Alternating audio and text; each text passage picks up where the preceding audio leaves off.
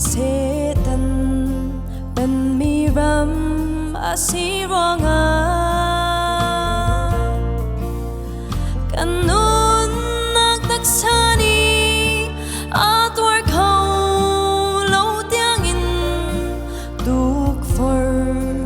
na kan in theo tung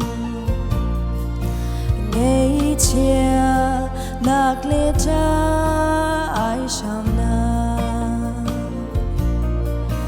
lung về thấy van san na không kịp lệ a chan chan a chun tak bum dam lâu na kin sẽ tân ni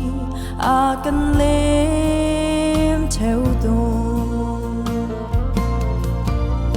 si se kan ni kri fa mi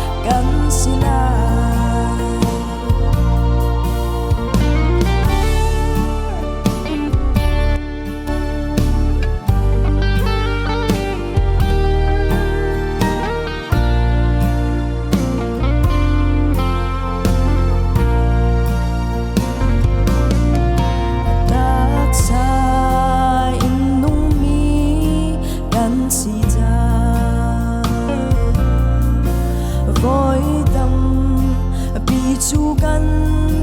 thu theo căn ra sẽ tân đi chiếc chiếc chi nên a căn trôi xóa na thùng a căn la tu lấy chung lấy lệ chia chỗ lệ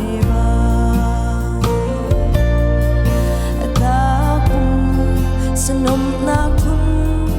kip tha le a chan chan a chun kan tot bik sin hanin se tan ni a kan lem theo tung si se kan ni kri fa